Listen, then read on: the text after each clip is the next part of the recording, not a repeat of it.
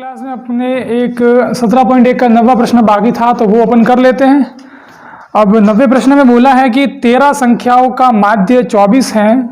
यदि प्रत्येक संख्या में 3 जोड़ दिया जाए तो नए माध्य में क्या परिवर्तन आएगा। यानी अपने को बोला है कि 13 संख्या है अपने पास और 13 संख्याओं का माध्य औसत वगैरह सारे सेम ही होते हैं, तो माध्य अपने को 24 दे रखा है। अब बोला है कि प्रत्येक संख्या में 3 जोड़ दिया जाए। प्रत्येक संख्या मतलब ये 13 जितनी भी संख्याएं हैं, इन 13 की 13 संख्या में अपन कितना जोड़ दे भाई, 3 अगर सभी में जोड़ दे तो नया माध्य क्या हो जाएगा। यानी माध्य तब अब 3 जोड़ेंगे तो माध्य चेंज होगा, तो माध्य में जो परिवर्तन होगा मतलब कितना परिवर्तन आएगा, माध्य बढ़ेगा या घटेगा, बढ़ेगा तो कितना बढ़ेगा, घटेगा तो कितना घटेगा, ये अपने को ज्ञात करना है। तो सबसे पहले आप ये देखिए कि 13 संख्याओं का माध्य अपने को दे रखा है। अब माध्य यानी कि इसको अपन क्या बोल सकते हैं, औसत भी बोल सकते हैं। तो कल अपन ने देखा था कि औसत अगर अपने को दे रखा है तो औसत से आपको अगर कुल निकालना पड़ता है, यानी योग निकालना पड़ता है कि 13 संख्याओं का ये तो औसत है, अगर आपको 13 संख्याओं का योग निकालना है तो कैसे करते हैं। तो अगर आपको जैसे कि यहाँ पर 13 संख्याओं का औसत दे रखा है, ठीक है, और 13 संख्याओं के औसत से आपको क्या निकालना है, 13 संख्याओं का योग। तो कल बताया था कि योग निकालने के लिए क्या करना है, औसत में कितनी संख्या है उसका गुणा करना है। तो यहाँ ये तो दे रखा है औसत, मैंने क्या निकाला भाई यहाँ पर 13 संख्याओं का योग, ठीक है।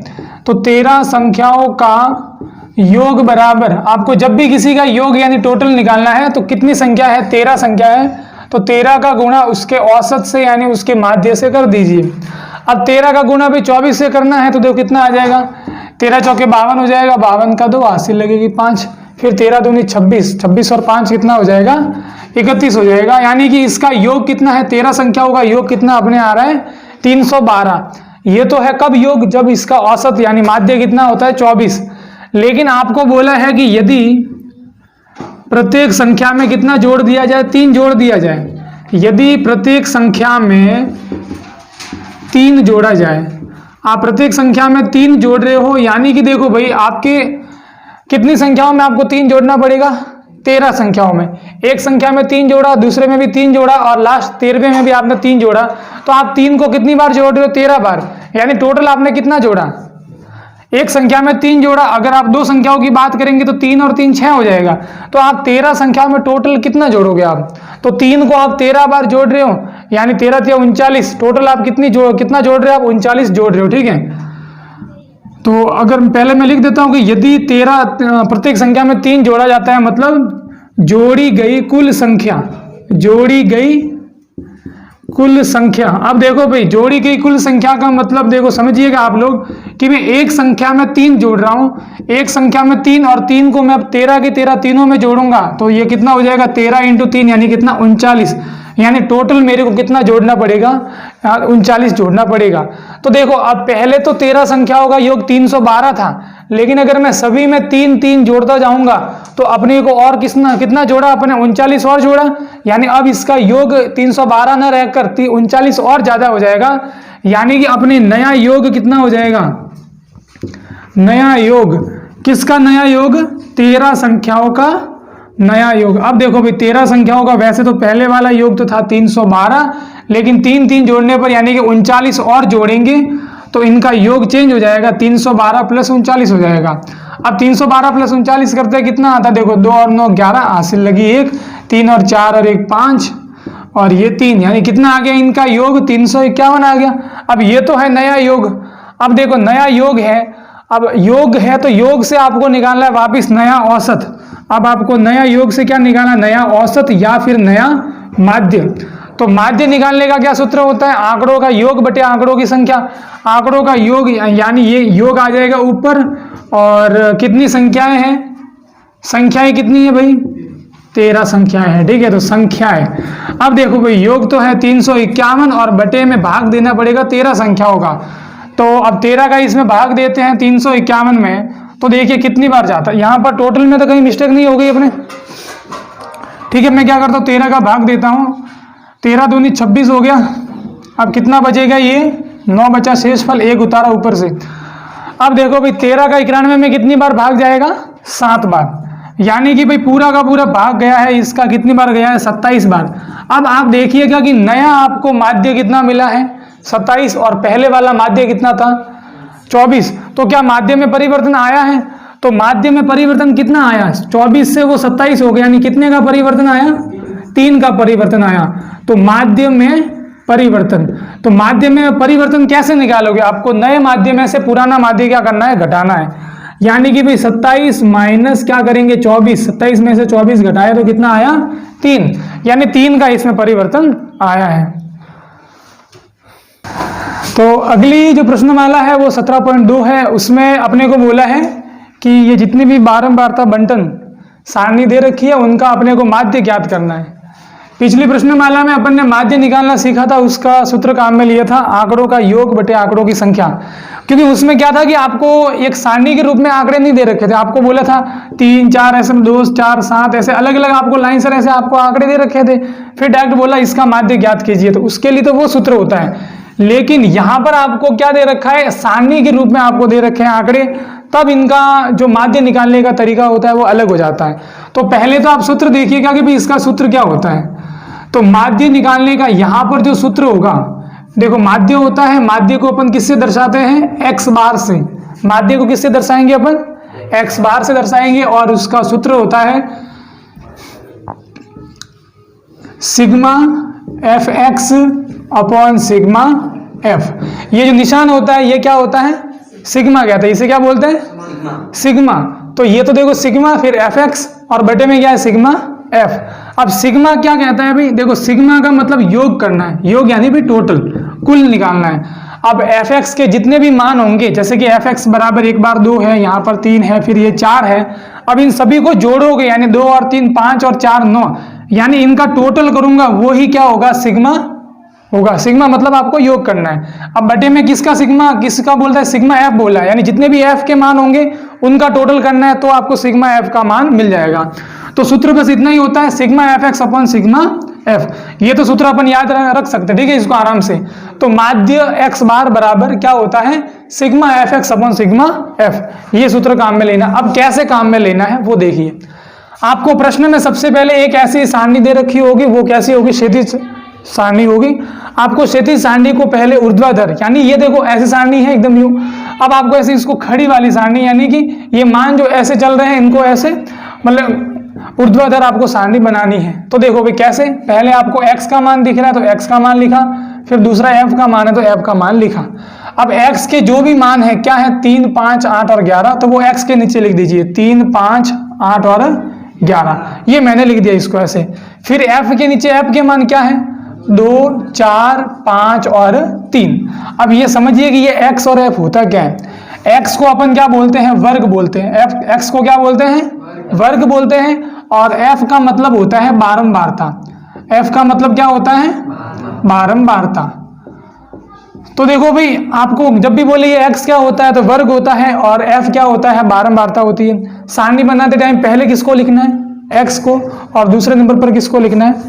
f को। कभी कभी ऐसा यहाँ पर x और f ना देकर आपको ऐसे बोलते हैं कि प्राप्तांक, और इसकी जगह प्राप्तांक दे दिया और इसकी जगह छात्रों की संख्या दे दी। अब आपको ये बोले कि यहाँ पर प्राप्तांक क्या है? वर्ग है या बारंबारता है?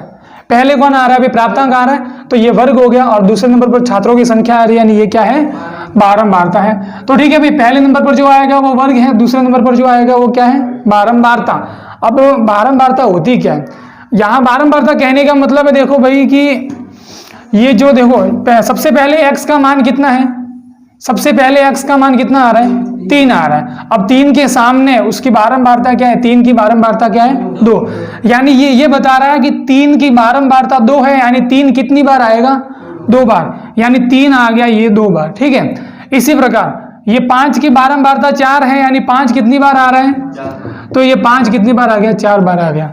8 की बारंबारता 5 है, यानी 8 कितनी बार आएगा? तो ऐसे आपको आंकड़े बन जाएंगे। तो आपको अगर इस रूप में मिलते हैं तो पहले वाला सूत्र काम में लेना, लेकिन अभी आपको मतलब कि आपको 3 को लिखा एक बार ये, लेकिन सामने बता दिया कि 3 कितनी बार आ रहा है? 2 बार, तो ये इसके बारंबारताएं होती है। तो बारंबारता क्या बताता है कि ये वाली संख्या कितनी बार आएगी, ठीक है। अब इतना तो कोई नहीं पूछना, लेकिन फिर भी अपन इसने समझ लिया कि बारंबारता और इसमें अंतर क्या होता है। अब देखो भाई, अब आपको सूत्र को देखना है। सूत्र को देखना है। देखो सूत्र में सबसे पहले देखो नीचे क्या दे रखा है, सिग्मा एफ, यानी कि सिग्मा का मतलब योग करना है किसका, एफ का। तो इसमें कहीं पर एफ दे रखा है, एफ आपको ये सेकंड नंबर पर दे रखा है, यानी इसका योग करेंगे तो अपने को क्या मिल जाएगा, सिग्मा एफ मिल जाएगा। हाँ, अब इसका योग करेंगे 2 और 4 कितना हो गया, 6 और 5 11 और 3 14। तो भाई आपने सिग्मा एफ तो निकाल दिया। अब सिग्मा एफ यानी इसका मान जो 14 आया है वो यहाँ रख देंगे, लेकिन दूसरे में ऊपर क्या आ रहा है, सिग्मा एफ एक्स, लेकिन सारणी में कहीं पर अपने को एफ एक्स तो दिख नहीं रहा है, सिग्मा एफ एक्स कैसे निकाले। तो देखो एफ और एक्स इनके बीच में कोई निशान नहीं, मतलब क्या हो रहा है, गुणा, यानी एफ और एक्स को गुणा करना है। तो अपने को एफ भी पता है, एक्स की पता है, यानी कि मैं इन दोनों का गुणा कर सकता हूं। तो ये हो गया तीसरा कॉलम आपको बनाना है, यानी इसमें याद कुछ नहीं रखना है, आपको सूत्र याद है तो सूत्र के हिसाब से आप कौन सा कॉलम आपको जरूरत है वो बना सकते हो, जो है उसको बनाने की जरूरत नहीं है। तो एफ और एक्स का गुणा करना है। अब एफ और एक्स का गुणा कैसे करना है, जैसे देखो ये एफ और ये एक्स, इन दोनों का गुणा, ये आमने सामने वाले एफ और एक्स, इन दोनों का गुणा, इन दोनों का गुणा। तो कीजिए 3 इंटू 2 कितना होता है, 6, 5 इंटू 4 कितना होता है, 8 पंजे कितना होता है, 40 और 11 3 33। ये सारे निकल गए एफ एक्स, लेकिन ये तो है एफ एक्स के मान, अपने को चाहिए सिग्मा एफ एक्स। सिग्मा मतलब जोड़ करनी है, टोटल करना है, इस पूरे का टोटल करेंगे, ये सिग्मा एफ एक्स है, ये मतलब एफ एक्स है तो ये सिग्मा एफ एक्स हो जाएगा। अब देखो भाई इनको जोड़िए कितना आएगा, देखो 40 और 33 और 40 73, 73 और 20 93 और 6 99 हो जाएगा।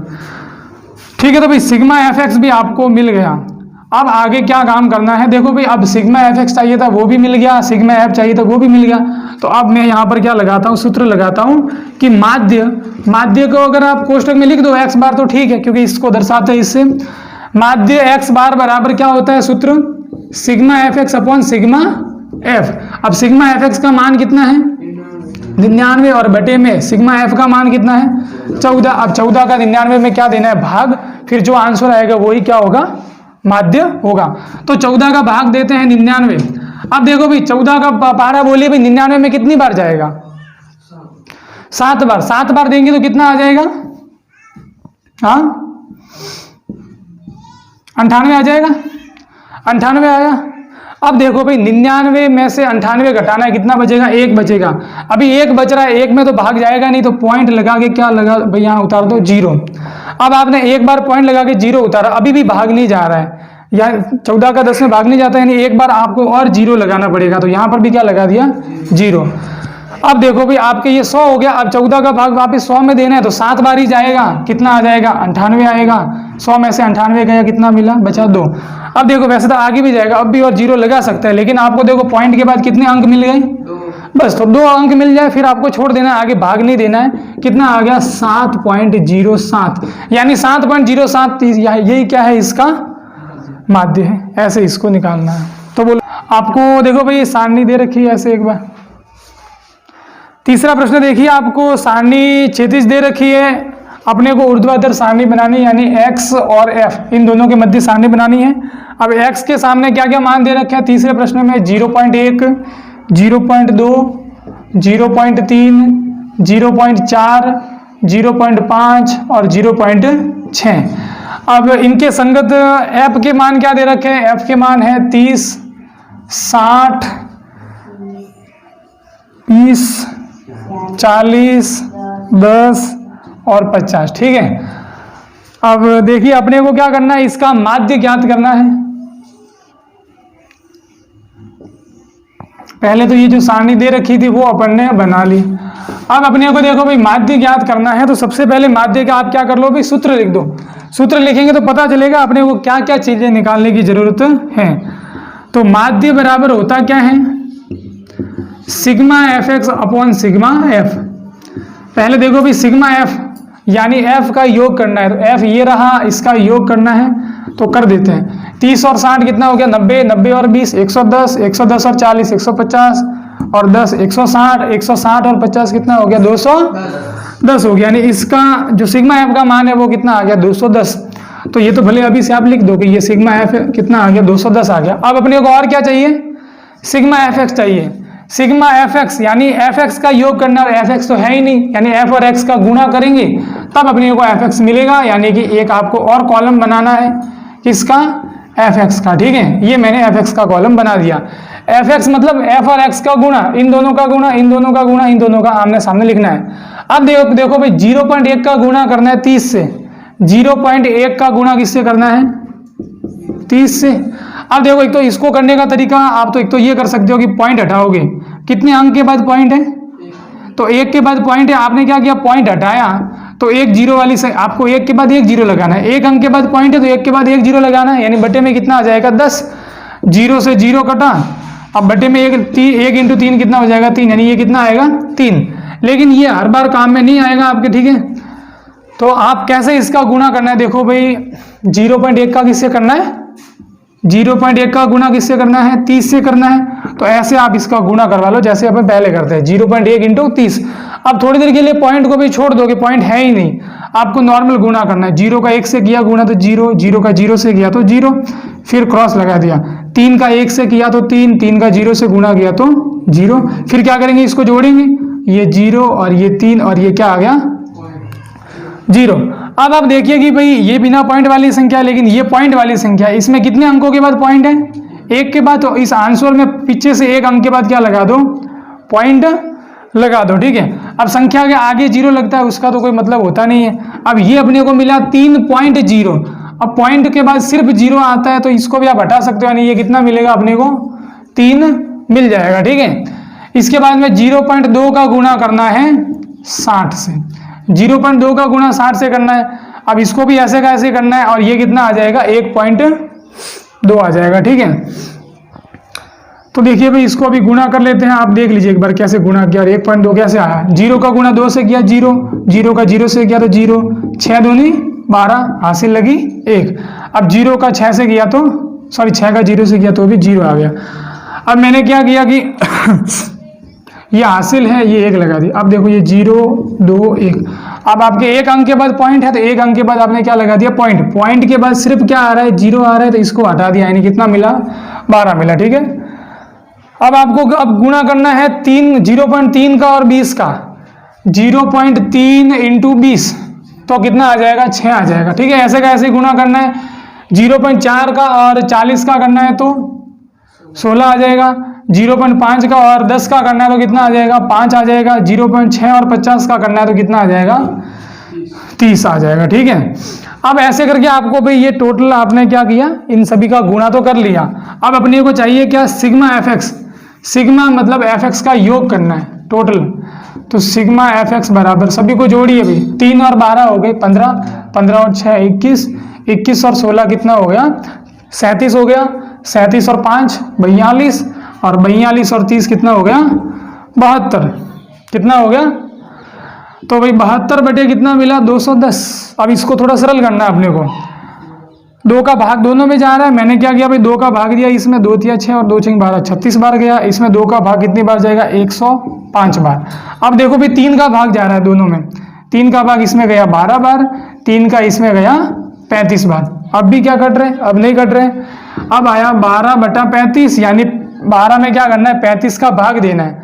अब 35 का भाग दीजिए 12 में कितनी बार जाएगा, 35 का भाग 12 में जाएगा नहीं, यानी पॉइंट लगा के 0 लगा दो। अब 35 का भाग 120 में कितनी बार जाता है, तो लगभग कितनी बार जाएगा भाई, ये 3 बार जाएगा, ठीक है। 3 बार भाग दिया तो कितना आएगा, ये 105 आ जाएगा, कितना आएगा 105। अब 120 में से 105 गए 15 बचे, अब 35 का 15 में जाएगा नहीं भाग, एक 0 उतारा। अब 35 का 150 में कितनी बार जाएगा 4 बार भाग, कितना आएगा 140 आएगा। अब 10 बचा, अब आगे ये चलता रहेगा, लेकिन अपने को पॉइंट के बाद 2 अंक चाहिए थे, 2 अंक मिल गए, यानी 0.34, यही क्या है इसका आंसर है, माध्य है। अब देखिए प्रश्नमाला 17.2 का ये लास्ट टाइप है, कौन सा सवाल है, 7वां सवाल है। 7वें में आपको एक सारणी दे रखी है, यानी ठीक है सारणी दे रखी है, उसके बाद बोला है कि यदि इस बारंबारता बंटन का माध्य कितना है 7.5 है, यानी अब की बार माध्य आपको पहले से दे रखा है, ज्ञात नहीं करना है। आपको बोला है इसके अंदर एक जो बारंबारता है वो नहीं दे रखी है, उसकी जगह जो पी दे रखा है, अपने को पी का मान क्या होगा वो ज्ञात करना है। यानी पहले अपन ने इससे पहले माध्य निकाला था, लेकिन अब की बार माध्य दे रखा है, आपको पी का मान निकालना है। तो देखिए कैसे अपन पी का मान निकालेंगे, तो अब देखिएगा आप लोग, सबसे पहले कि अपने को माध्य दे रखा है, तरीका वो का वही है, सूत्र वो का वही काम में लेना पड़ेगा कि माध्य बराबर क्या होता है, sigma F x upon sigma F, तरीका वो का वही रहेगा। अब देखो भाई माध्य, क्या आपको माध्य का मान दे रखा है, माध्य का मान दिया है 7.5, तो मैं इसके नीचे इसका मान लिख देता हूं कितना, 7.5। फिर बराबर में एक तो सिग्मा एफ एक्स का मान चाहिए, एक सिग्मा एफ का मान चाहिए, तो पहले सिग्मा एफ निकालते हैं। सिग्मा एफ मतलब कि इस एफ का क्या करना है, आपको योग करना है। तो देखो भाई संख्याएं हैं वो तो जुड़ेगी, ये पी नहीं जुड़ेगा कभी किसी संख्या में। तो 6 और 8 कितना हो गया, 14, 14 और 15 कितने हो जाएंगे, 29। 29 में पी नहीं जुड़ेगा, इसको छोड़ो अभी। 29 और 8 कितना हो गया, 37, 37 और 4 कितना हो गया, 41। यानी ये 41 तो आ गया संख्याओं का योग। अब ये पी बचा था, तो इस पी को क्या कर दो, ऐसे प्लस में लिख दो, ऐसे नहीं कि भाई 41 पी लिख दे। तो कल बताया था भाई 41 पी का मतलब गुणा होता है, ठीक है, जोड़ने का मतलब है साथ में नहीं, बस ऐसे प्लस में लिख दो यहाँ पर। तो ये तो आ गया सिग्मा एफ का मान। अब इसके बाद में चाहिए सिग्मा एफ एक्स। तो सिग्मा एफ एक्स निकालने के लिए अपने को एक अलग से कॉलम बनाना पड़ता है, और यहाँ लिख दिया मैंने एफ एक्स। अब एफ एक्स मतलब इसका 3 और 6 का गुणा करना है। 3 इंटू 6 कितना हो गया, 18। 5 इंटू 8 कितना हो गया, 40। और 7 इंटू 15 कितना हो गया, 15 7 कितना होता है भाई, 105 होता है, ठीक है। 9 इंटू पी कितना हो गया, 9 पी। 11 इंटू 8 कितना हो गया, 88 हो गया। और 13 इंटू 4 कितना होता है, 52 होता है। यानी इन आमने सामने वाले का गुणा करके मैंने सामने लिख दिया। अब अपने को चाहिए सिग्मा एफ एक्स। तो सिग्मा एफ एक्स यानी इन सभी को जोड़ना है। तो इसमें भी देखो ये पी वाला आ रहा है, इसको नहीं जोड़ना है, बाकी सभी को जोड़ देना है। तो देखो भाई 18 और 40 58 हो गए। 58 और 105 कितने हो गए, 163 हो गए। आप भले अलग अलग एक अंक जोड़ के कर सकते हो, ठीक है। अब जैसे देखो अब क्या है, गलती से अपन ये जो P दिख रहा है इसके साथ जो 9 आ रहा है इसको भी अपने को नहीं जोड़ना है, ठीक है, क्योंकि ये 9 इस P के साथ है, इसको लास्ट में क्या लिख देंगे, ऐसे प्लस 9P करके लिख देंगे। अब जोड़िए, देखो अब अगर आपको गलती नहीं करनी है तो आप क्या कर लो, अलग ही ले लो, नहीं तो फिर क्या 9 को अगर जोड़ दिया तो फिर आंसर अलग हो जाएगा। अब आप जोड़िए, इसका योग कितना आएगा, 8 और 5 13, 13 और 8 कितना हो गया, 21 हो गया। 21 और 2 कितना हो गया, 23, 23 का 3 हासिल लगी 2, 2 और 1 3, 3 और 4 7, 7 और 8 कितना हो गया 15, 15 और 5 हो गया 20। तो 20 का 0 हासिल लगी 2, 2 और 1 3, यानी ये कितना आ गया 303। 303 तो आया संख्याओं का योग, और प्लस में ये क्या करना है अपने को, प्लस 9P, ठीक है, इसको नहीं जोड़ा था। यानी अपने को सिग्मा एफ एक्स का मान मिला है 303 प्लस 9P। ये अपन ने सिग्मा एफ एक्स का मान भी निकाला। अब सभी के मान रखिए, सिग्मा एफ एक्स का मान है 303 प्लस 9P, और बटे में सिग्मा एफ का मान है 41 प्लस P। अब देखो भाई, अब आप ये जो बटे में आ रहा है यानी भाग में जो आ रहा है, अगर उसको दूसरी ओर भेजेंगे तो कहाँ चला जाएगा, गुणा में। तो 7.5 जो है इसके गुणा में कौन आ गया, 41 प्लस P। ये 41 और P अलग अलग दो राशि है, इसलिए इसको कोष्टक में बंद करके रखना है। और बराबर में कितना है 303 प्लस 9P, ठीक है। अब देखिएगा, अब 7.5 का गुणा 41 से भी करना है और 7.5 का गुणा P से भी करना है। तो सबसे पहले क्या करते हैं, अभी 7.5 का गुणा करना है 41 से। तो 7.5 इंटू 41 कैसे करना है, 1 इंटू 5 5 होता है, 1 इंटू 7 7 होता है, फिर 4 पंजे 20, 20 का 0 हासिल लगी 2, 4 सत्ते 28 और 2 कितना हो गया 30। अब जोड़ कीजिए भाई, ये 5 7 0 और 3। अब देखिए भाई सिर्फ एक बार पॉइंट आ रहा है, वो भी कितने अंकों के बाद, 1 के बाद, तो पीछे से 1 अंक के बाद पॉइंट लगा दिया, यानी कितना आ गया 307.5, ठीक है, ऐसे गुणा कर दिया। फिर प्लस, अब 7.5 का इससे तो कर दिया, अब 7.5 का गुणा किससे करना है, वापिस से P से। तो 7.5 इंटू P कितना हो जाएगा 7.5P, बराबर में 303 प्लस 9P। अब देखो भाई अपने को P का मान ज्ञात करना है। अब 7.5P है, दूसरी ओर 9P है, दोनों में से बड़ा कौन सा है, 9P बड़ा है। तो इस छोटे वाले को भी बड़े के पास लेके जाओ, यानी कि इसको कहाँ, दूसरी ओर भेजना है। अब P वाले को यहाँ लेके आएंगे तो बिना P वाले को इस साइड में लेके आ जाओ, यानी ये हो जाएगा 307.5 तो पहले से ही है इधर। अब देखो ये 303 यहाँ पर तो है प्लस के, इस साइड में आगे तो क्या बन जाएंगे, माइनस 303 बन गए। और देखो भाई 9P तो पहले से ये 9P प्लस का ही है, अब ये 7.5 पे इस साइड में प्लस के थे तो दूसरी ओर जाके क्या हो जाएंगे, माइनस हो जाएंगे। अब देखो 307.5 में से 303 घटाना है। देखो भाई 307 में से आप 303 घटा दो कितना आ जाएगा, 4 आ जाएगा, और पॉइंट के बाद 5 है यानी कितना आ गया, 4.5 आ गया। अब 9p में देखो, अब पॉइंट वाली में से बिना पॉइंट को घटाना तो आप घटा सकते हो ऐसे डायरेक्ट, लेकिन अब देखो अब 9 में से आप 7.5 को घटाना है, 9p में से 7.5p को घटाना है, यानी 9 में से 7.5 को माइनस करना है, 1.5 आएगा, सही है, ठीक है। लेकिन कैसे आया इसको थोड़ा देख लेते हैं अपन। देखो यहाँ पॉइंट के बाद एक अंक है तो यहाँ पर क्या कर दो, 9 के बाद पॉइंट के बाद एक जीरो लगा दो, ठीक है। अब घटाओ, हासिल ली 10 हो गया, 10 में से 5 गया, 5 बचा, इसमें हासिल दी यानी ये 8 हो गया, 8 में 7 गया तो 1, फिर पॉइंट के नीचे पॉइंट लगा दिया यानी कितना मिला 1.5, और साथ में p था तो p लगा दिया। अब p का मान निकालना है, उसके गुणा में जो है वो 1.5 है तो गुणा वाला यहाँ आ जाएगा दूसरी ओर भाग में। अब देखो एक अंक के बाद पॉइंट है, यहाँ पर भी एक अंक के बाद पॉइंट यानी पॉइंट से पॉइंट कट गया तो क्या बचा भाई 45/15 और बराबर में p। अब 15 का 45 में कितनी बार भाग जाता है, 3 बार, यानी p का मान कितना आ गया, 3 आ गया। ऐसे इसको करना है।